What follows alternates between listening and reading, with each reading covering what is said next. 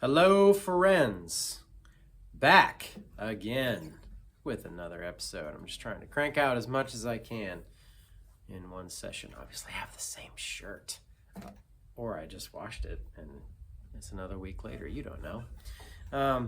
The key of A. I should quit that now. The key of A. Key of A. Dear key of A, I hate you. It's not so much that you're hard to play. It's that you just don't sound very good. I just don't like the way you sound. But here we are. Alas, it's one of our keys to playing, and you never know. Maybe you, friends, might like it. Give it all the love for me, because if I have to play in the key of A, I'm going to capo up 2 and play G chords, because it's not that I can't play them. I can play them. I just don't like them. I don't like the way they sound. I think I've said before that the cool thing about a guitar is that, unlike a piano, where let's say I just play normal things and go like 1-5 in the left hand and I go 1-3-5 on the right. If I go up 2 keys each, I can play the same. It's going to sound the exact same thing. It's just a higher note or higher chord. Now you can do inversions on a piano, and instead of doing like 1-3-5 on the right, you can do 3-5-1 or 5-1-3. And so that gives you some unique sounds to each chord as well. So the piano is an amazing instrument. But for the guitar, if we played a G chord and then we went up one whole step, so 2 frets, and we played an A chord, we can no longer use the same distances that were heard here. 1-3. 3-5, 5-1. Those intervals are no longer there, because when we do an A, the notes as the way they appear in this little pattern here, they don't work that way anymore. We can't just slide them up. Now we can with the capo. That's what the capo does. But we can't just do that here. So if I play an A, we have a 5 to the 1 in the I wanted to say denominator. Wow. To the lowest strings closest to your face, and then the A string to this one is a 5-1. So this is actually a power chord going on here. But it's just different intervals. So the thing about the guitar is that it sounds different. Every key, every chord really too, but every key has a different feel, a different sound. So for me, I can play in the key of A, no problem. If you said, gun to your head, you will play the key of A, I will roll my eyes and say fine if I must. And I'll do it, and it'll be fine. But I won't enjoy it, okay? So just know that, if you ever had to do that to me. But key of A, not my favorite. But you can learn it, because one should learn it. Because all the keys are special in their own special way. One thing I would say is I have changed my mind since I did these books, and not since when I printed them off. I should have caught this before I printed them off. But your first diagram in the A chord has 3 and 4. A, like we did in the key of E. I wouldn't do that. And the reason why I wouldn't do that is because on your 1 chord, your home bass chord, your home chord, you really want to have all the 1s and 3s and 5s if possible. Or like on the G, sometimes I told you I will mute that one. Coincidentally, there's no 3rd in here. It's all 1s and 5s. But there's no additional 1. Like if a chord is a 1, a 3, and a 5, which if you don't know what that is right now, that's totally fine. But 1s and 3s and 5s, if I omit one of those, I still haven't added anything that's not in a 1-3-5. If I did the A here, like we did in the key of E, I'm adding in this B string, which is the 2 or 9. In this case, it is the 2. See, it's the first place we can play a 3rd. So the problem with that is it doesn't really give you, when somebody goes to sing a 3rd over it, it just is a little bit harder to accompany. But you'll fit in okay, but you just might be prepared to hit that 2nd fret on the B string. So I think I have you doing the stack that we used in the key of E. I think I would say I'm gonna avoid that now. I would do your stack with your second and third finger. So A and E strings are open, and you can hit that B string open, but I would kind of hover around keeping it in there.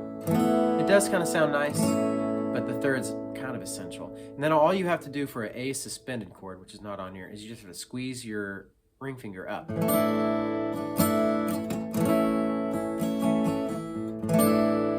Or if you're doing it a half stack.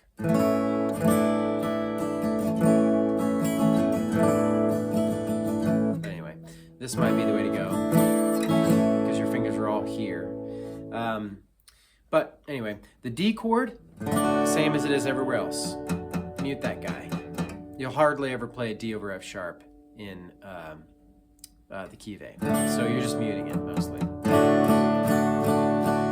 So that's the D chord. I've said before that a lot of our style tries to keep the same notes continuous throughout. In the key of A, we can play a D chord and leave off our middle finger. It's a D2. And it sounds pretty good most of the time. So if here's our A,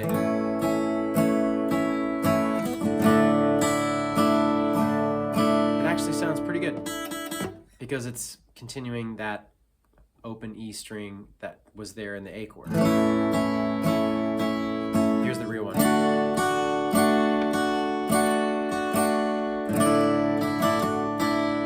Okay.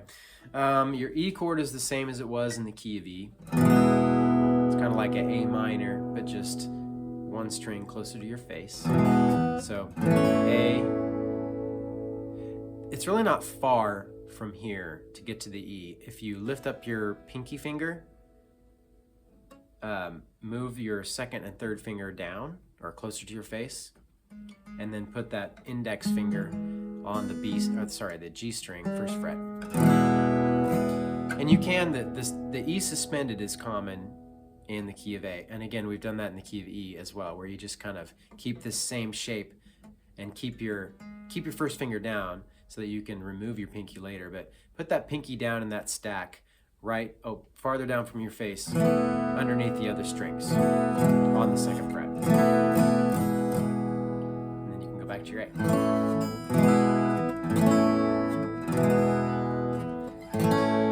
Hopefully that's clear enough. But you can half stack too, I've done that. It doesn't set you up well for a switch to E. That's still a pretty big switch. But, you know, depending on where you're going, if you're just going to D, might be okay. All right, so your F sharp minor, which is the 6 minor, it's one of your big 4. A, D, E, F sharp minor. The F sharp minor will be exactly like we do it in the key of E, which is you have your third and fourth finger stacked like normal, ring finger above or closer to your face, the pinky. And that's on the A string and the D string. So E string not touched yet, these two. Index finger will be on the second fret of the G string. Okay? And then you have the thumb. These two are open. The high E and B strings are open. And you want your thumb to wrap fret 2. That'll work. It's kind of a big switch though. So that happens. The good news of the switch between the F sharp minor and the E is that you're moving downward and the first finger actually will stay the same. Same string. You can keep it, you're shifting it down, but it'll stay down. Anything that stays the same is helpful. Okay, so that's your F sharp minor chord. We can play the F sharp minor in another way as well.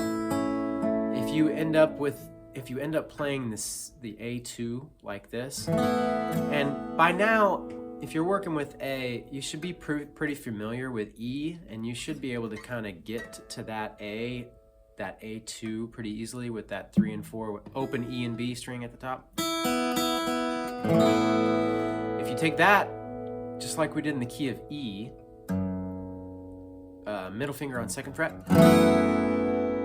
that'll work. And I've said this note on the B minor when we were doing the key of D. The advantage to this way of F sharp minor is that it's really easy to play. It's not a lot of stuff going on there.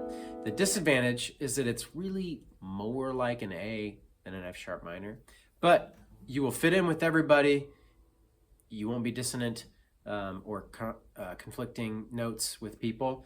It'll fit right in with the band. But if you're playing by yourself, if you feel like you need a little bit more of the minor, you'll probably have to play it this way. You could even bar chord it, which nobody likes. Well, I don't like. I don't know about you.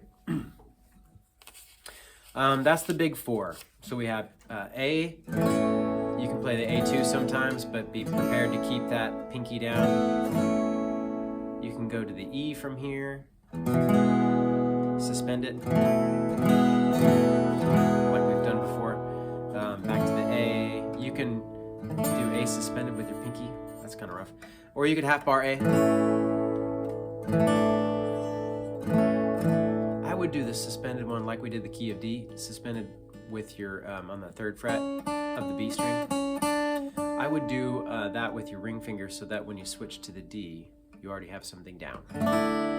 You can do with the middle finger or without.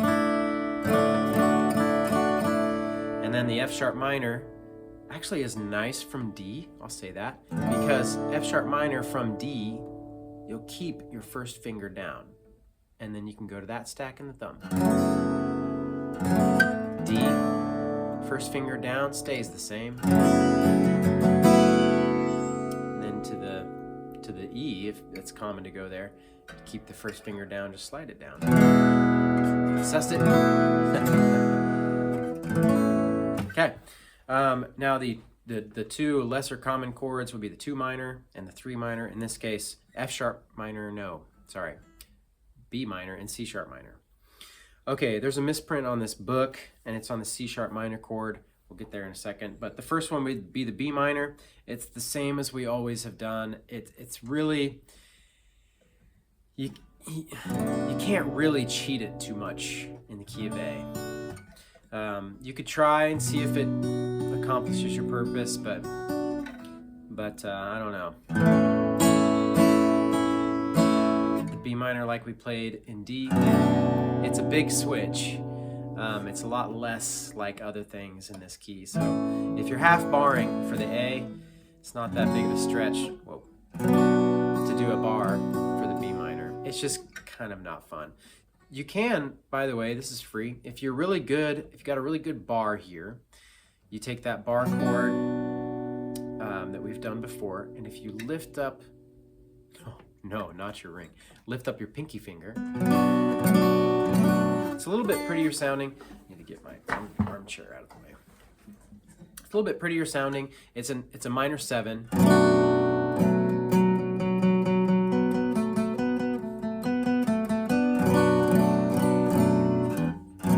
It's a little bit less abrasive. And actually, if you take that and you slide it up 2 frets, that's really the best. For the key of A, it's the best way to do your C sharp minor. But I suppose one could do it like we do it in an E. It's just not going to quite sound as good as you want it to.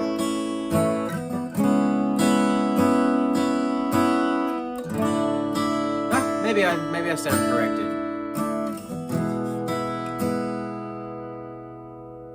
But this one probably wouldn't work too well. That sounds too much like a B suspended than a B minor. So, I don't think you're open your B sus from the B chord that we did in the key of E. I don't think that's going to work for B minor. But potentially, this might work for you for C sharp minor. I would just try and see, but I never really do it in the key of A. But then again, I really don't do the key of A because I hate it. I don't know, just something about the way it sounds. I don't like it. Anyway, that's on page 22, by the way. I think that's where I would want to go with all the farther I want to go with the key of A. Now again, like using the book, by now I've probably said this a ton of times, so I think I'm going to skip how to practice with the book. Hopefully it makes sense by now. That's the key of A. good luck and good riddance, man, to the key of A. Wow. Just kidding. It's not that bad.